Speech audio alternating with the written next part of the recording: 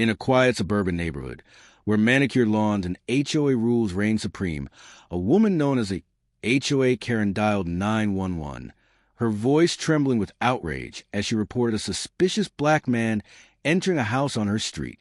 Little did she know, the man was a decorated Marine returning home from deployment, and the real shock came when she learned he'd been living there for weeks, right under her nose, exposing her prejudice in a way that left the entire community reeling. James Carter stepped onto the porch of his new home on Maplewood Lane, his duffel bag slung over one shoulder, still wearing the dusty boots from his final patrol in Kandahar. A Marine Staff Sergeant with 12 years of service, James had just returned from his third deployment. His face, weathered by the Afghan sun, carried a quiet pride, but his eyes scanned the street with the vigilance of someone trained to spot trouble. He bought the house site unseen, a modest two-story in a gated community in Charlotte, North Carolina, trusting his realtor's assurance that it was a peaceful place to start fresh. As James fumbled with his keys, Karen Mitchell, the self-appointed guardian of the Willow Creek Homeowners Association, watched from her window across the street. Karen, a 52-year-old retiree with a penchant for enforcing bylaws down to the letter, narrowed her eyes. She'd seen James come and go over the past few weeks, always in plain clothes or what she assumed was workman's gear. To her, he didn't belong in Willow Creek, where residents drove autists and hired landscapers, not carried duffels like transients. Clutching her phone, she dialed 911. "There's a suspicious black man trying to break into 214 Maplewood," she whispered urgently.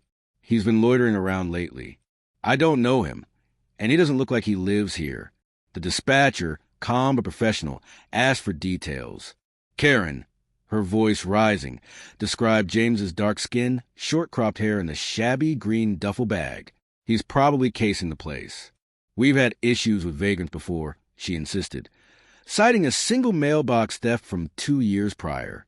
The dispatcher promised to send a patrol car, and Karen hung up, satisfied she protected the neighborhood's standards.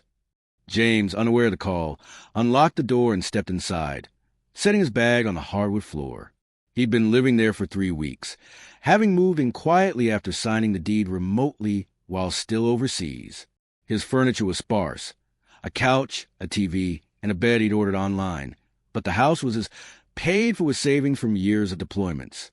He'd chosen Willow Creek for its proximity to the VA hospital and the promise of a tight-knit community, hoping to rebuild a civilian life after years of service. Outside, 2 police officers, Officer Daniels and Officer Lopez, pulled up in a cruiser. Karen, now standing on her lawn in a pink cardigan, pointed toward James's house. "That's the one," she said, arms crossed. "He's been sneaking around at odd hours. I'm the HOA president, and I know every resident. He's not one of us." Daniels, a veteran himself, approached the door cautiously, his hand resting near his holster. Lopez followed, scanning the neatly trimmed hedges for any signs of disturbance. They knocked firmly, and James opened the door, his expression shifting from surprise to guarded understanding as he saw the uniforms. "Good afternoon, officers." "What's the issue?" he asked, his voice steady, betraying none of the frustration he felt bubbling inside. Daniels explained they received a report of a suspicious individual. "Mind if we see some ID and confirm you live here?" he asked, his tone neutral but firm. James nodded, retrieving his driver's license and a utility bill from a kitchen drawer. As he handed them over, he caught sight of Karen watching from her driveway, her phone now recording the encounter. "Let me guess," James said, his jaw tightening. "The lady across the street?" Lopez glanced at Karen, then back at James. She called in concern. "Says you've been loitering. Can you clarify your residency?"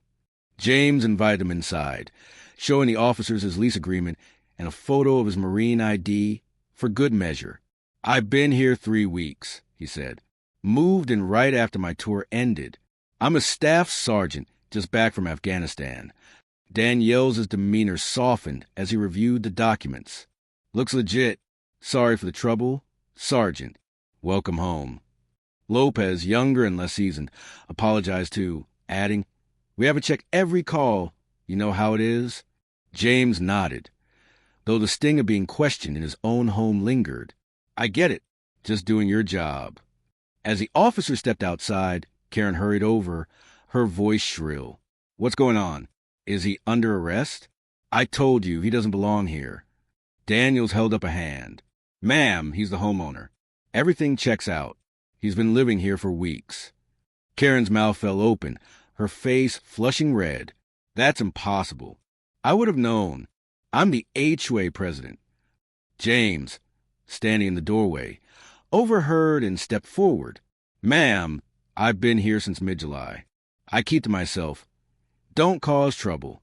Maybe you didn't notice because I don't drive a BMW or wave at every neighbor. His tone was calm but carried the weight of someone who'd face worse than a nosy HOA president. Karen stammered. But you don't look like you belong here. I mean, your clothes, that bag. You look like a worker.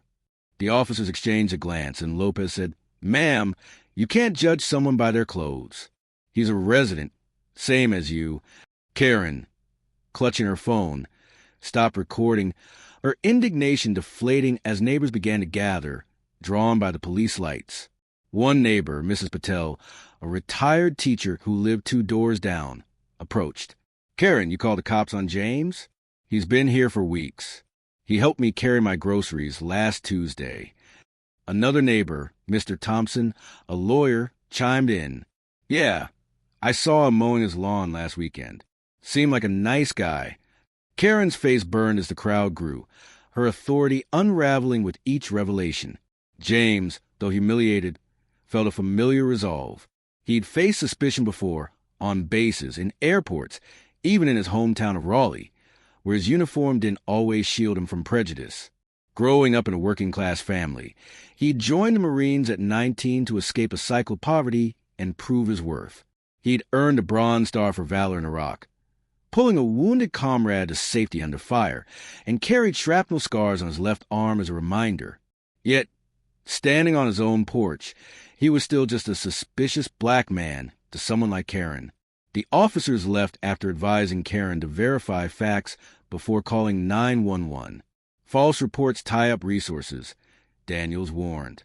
Karen nodded weakly, retreating to her house as the neighbors dispersed, whispering among themselves. James closed his door, exhaling a breath he hadn't realized he'd been holding.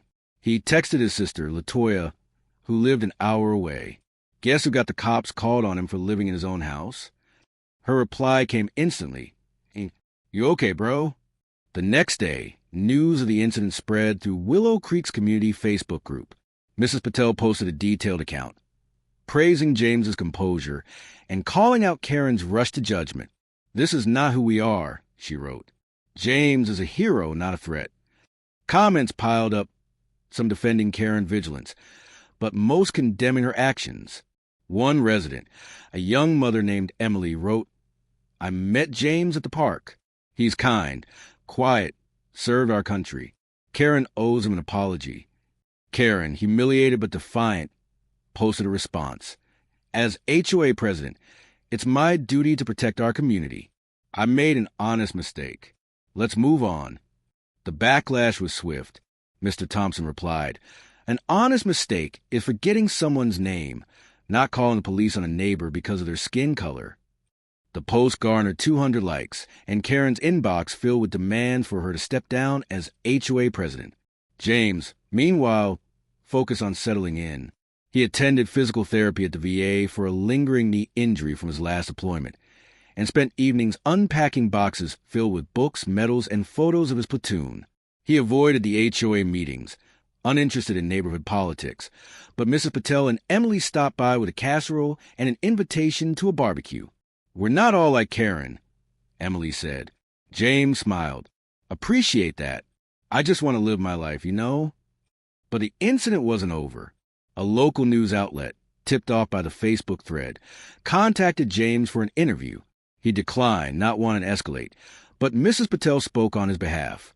This man served 3 tours, risked his life, and comes home to this? It's shameful. The story aired on the evening news, titled Marine Welcome Home by Police Call from HOA Leader. Clips of Karen's 911 call, obtained through a public records request, played alongside footage of James's house, his Marine flag now hanging proudly by the door. The story went viral, picked up by national outlets. Social media exploded with hashtags like hashtag Justice for James and hashtag HOA Karen.